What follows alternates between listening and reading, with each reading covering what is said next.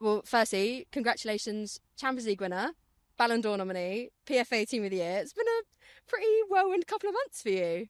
Yeah, no, it's been amazing. Like you said, I feel like our team has just done so well, and I feel like a lot of the credit goes to them in terms of when you get individual awards. A lot of it is like the team behind it. So, yeah, it's been a great year. Yeah, it must be quite nice. I mean, firstly, when you got told you were nominated for the Ballon d'Or, where were you? What were you doing? Oh my gosh, I got a text message from Soph, and I think we had an off day, so I was just out and about. But no, I was really surprised.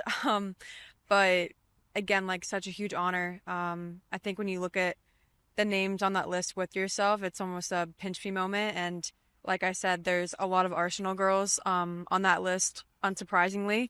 Again, I just think the team and the individuals we had such a great year, and it shows with, the nominations and with the Champions League. So Yeah, how did your family react when you told them?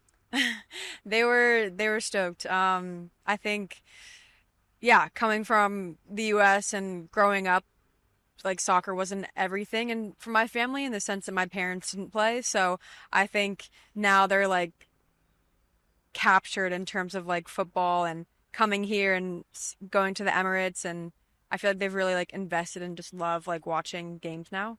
So it's really cool. Because I spoke to you before the Champions League final. You said they were going out, weren't they? Yeah. Going out to Portugal. Yeah, I they mean, came. firstly, we'll get on to what that all was like in a minute, but just for them, how good was that experience? Oh, I think such an amazing experience. Both obviously like coming to watch us and then just, exploring a new city and getting to be with the families and getting to celebrate with us after. I think that stadium was amazing, and it was really cool. A lot of it was Barcelona fans.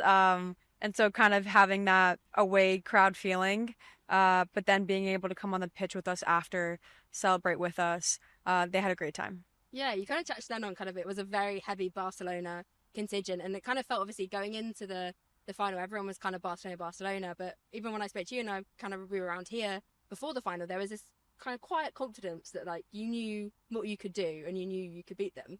How much was that mentality important when you actually get to that game and you've got 90 minutes and you win? I mean, it's everything. Like you said, with our approach, I mean, we knew they were the best team, have the hardest players to play against. So I definitely think we had a humble approach. We knew that if we wanted to win or could win, that we had to be disciplined. We had to work for each other and not be afraid to run and get down to it when we needed to. So I really just think it was a culmination of the entire year and all of the ups and downs that we had. I think it's one, we've learned from it, and two, and two, sorry. I know I should have warned you. Just kind of, I think you go through all these experiences and roller coasters throughout the season, and then when you get to the end, it's like you can lean on those experiences and know I've been through X, Y, and Z, like I can handle this. And then knowing as a team that everyone has each other's backs, I think that's what it felt like, and you could see when we were playing. Yeah, it was like I remember kind of described it as like the real gritty kind of team performance that you needed. Yeah. I guess as a defender as well, when you know that they've scored at one end, like how much does that your brain kind of go, right, we've got to hold on to this now, and like do you almost like kick into like another gear when you're in that position? Absolutely. And again, with Barcelona, like from the first whistle, like you can't turn off, and at any moment they could create opportunity out of nothing. So I think for the back line and even for our forwards, we knew that defense was going to be one of the most, if not the most important thing to do that game. Yeah, and you talked a bit about those celebrations, obviously coming back here and being in front of the Emirates. Have you ever experienced anything quite like what it was like? No, there's been a lot of like first time experiences. I feel like the last like year and a half for me. No, being able to, I guess they called it like a lifting of the trophy at the Emirates, and the crowd that came to support us. I think on like a Monday afternoon, I was blown away. I was astonished by how much support and just people physically taking their time and physically being there. I think, again, it just shows how amazing our fans are. And it was great to be able to celebrate, because I think a lot of times with football, it's always on to the next and you don't really have time to celebrate. So it was really special to be able to have that with the fans and be at home. Yeah, you kind of touched a little bit earlier then about kind of football wasn't the biggest thing for you growing up, but I guess having that experience and kind of seeing kind of what I guess football culture in England can really be like, I guess was that sort of the biggest sort of thing you've ever felt in terms of like how big football actually is and women's football is? Yeah, absolutely. I think you look at, I think of Champions League. I also think of, um, like for our national team, the Olympics last year, and even just our home games against Chelsea and away games against Man City. It's all these moments in Champions League with Lyon and Real Madrid. Um, it's really, again, a pinch me moment in the sense of one, how much the women's game has grown, and again, how grateful I am to have the opportunity to be here and to, you know, be in a league and a place where football is everything. So it's amazing. Can you compare kind of that Olympics win and the Champions League win, or are they just in their own right? They're up there in their own brackets. I'd say they're up there in their own brackets. Yeah. I think it's hard to compare, being able to represent and play for your country and then also being able to, represent the Arsenal badge and, play against the best in Europe. So, yeah. And then I guess kind of you go from kind of the big high of the Champions League to then having a bit of time off and kind of coming down. What were you doing with your off time? And I guess how important is it to have that switch off time to kind of one reflect, but also just kind of celebrate what you've done?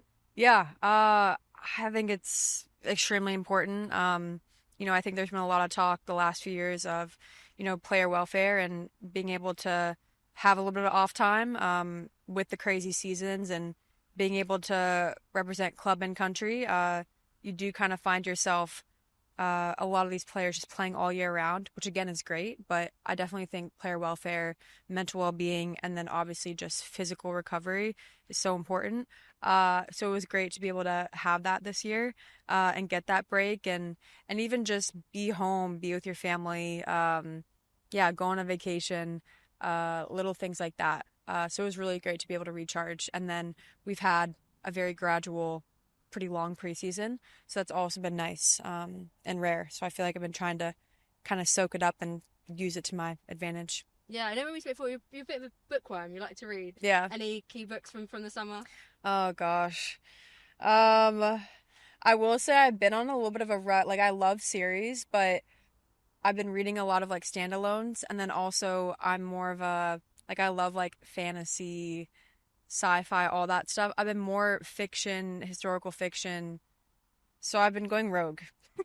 I don't know what's happening, but I've been going rogue. What a better time than to go rogue than when you Yeah. have a bit of time and then come back in and go with the iron, was it fourth wing, iron flame? Yeah, Yeah. no, a lot. Yeah, all the girls are kind of, I think we all kind of talk and just go through circles. So I feel like I'm living through them when they are reading these books. I'm like, oh, I remember when I read that. I think like a little book club. We got Yeah. you going. Mm-hmm. Yeah. Absolutely.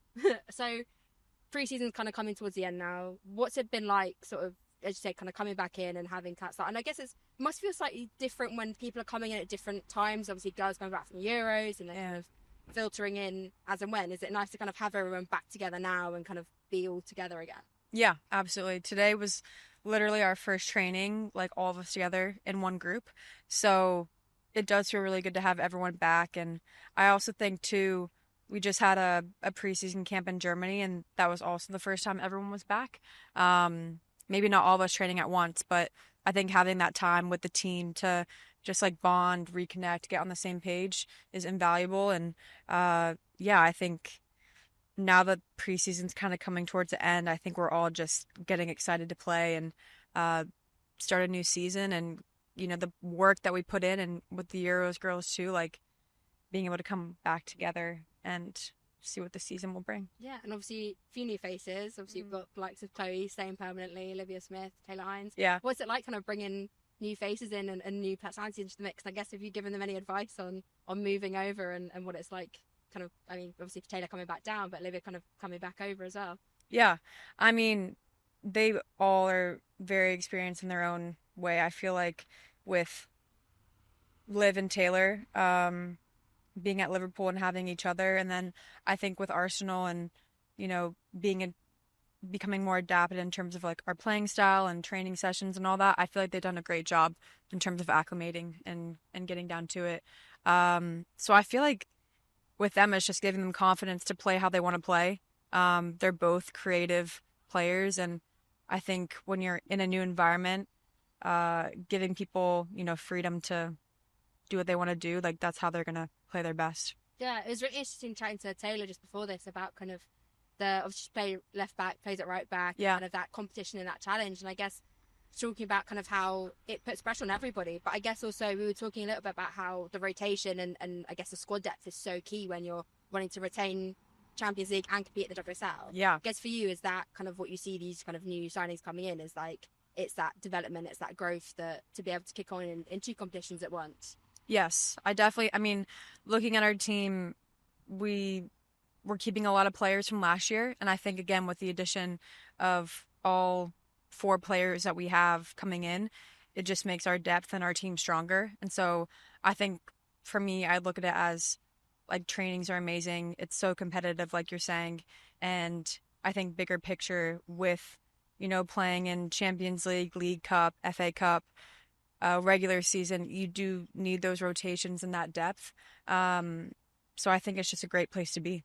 And I guess kind of the focus obviously this season is winning as much as possible as it is every season. But how hard is it? We've seen, no team in recent years has won the Champions League and the WSL at the same time. Obviously, it's been a bit of a drought since Arsenal have won the WSL. I guess how do you split that focus and that attention on both competitions and maintaining that competitiveness in all areas? Because it's not easy. Yeah. I mean, like you said, I don't think anyone's figured it out yet. I think a lot of it is just consistency on a day-to-day basis, and that's what we've been trying to find in terms of training. I think one thing we've looked at is, if we can make training sessions and our week-to-weeks hard and have the games be easy, we know we're doing something right. And again, looking at last year and reflecting, a lot of times we felt that we dropped points because we didn't have that consistency that we wanted. And so that's been a big emphasis in terms of scoring early, shutting teams down, and, treating every game like it is a Barcelona and going with that. I guess also, obviously, it was a new challenge for Renee as well as for everyone. But I guess kind of what she brought to the team in the time that she's took over as full in charge full time. And I guess kind of, did you think that people slightly underestimated her when she came in and then didn't really expect you guys to get to the Champions League final and win it? Do you think there might have been a little bit of underestimation on her and yourselves? I'm sure, yeah. I mean, I think internally we knew how great Renee was, and, I think she brings a lot of calmness, clarity, and within that, like freedom to make decisions on the field, and at the same time giving us, the best information in terms of our game plan and tactics and whatnot. So, maybe from the outside, yeah, I could see that for us too, playing against, Barcelona and doing so well in the Champions League. But I'd say that's just life. You're always going to have people that are, doubting you or doubting the team, and it's just a part of it. And I think it's more so taking the constructive feedback and then moving along with it. But yeah, I think with Renee, again, it's her clarity, her like calmness, but also I feel like she exudes confidence. And with that, I feel like she's given us a very clear increase in intensity and like goal in terms of what we want to achieve this year. Yeah, I guess so that also does give you an opportunity to prove people wrong, which is exactly what you did when you're coming in as somewhat of an underdog. Do you think there's a bit more pressure on you guys now, or a bit more attention, I guess? Like, obviously, you say before Barcelona the team to beat. Do you guys kind of see now that you're the team to beat? For sure. I think anytime you have a team that has won a major competition, you always are going to have a target on your back. I think my entire time I've been here, I've felt that in terms of when we play teams in general. I feel like they want to beat us. So again, I'll go back to consistency and focusing on one game at a time, and how important it is to, understand and see that pressure is a good thing and it's a privilege. And I think for us, we really just want to focus on the next season. And, we were able to celebrate Champions League and have all that. And now it's like, what can we do this season? And I guess just to end, kind of how ready are you to get going? You're kind of talking now, you're in that kind of 2-week, 10-day build up to the first game. Like, how much you kind of ready to get back out there and get back on the pitch at the Emirates? Very much so. I feel like, again, it's been a long preseason, so you get a little bit antsy in terms of wanting to play and get those kind of nerves out. And, as we all know, the season is very up and down. And so I think for me, it's just really important to, get the first few games on your belt, figure out what you need to figure out. But also you want to make a statement with, the first games that you have. So.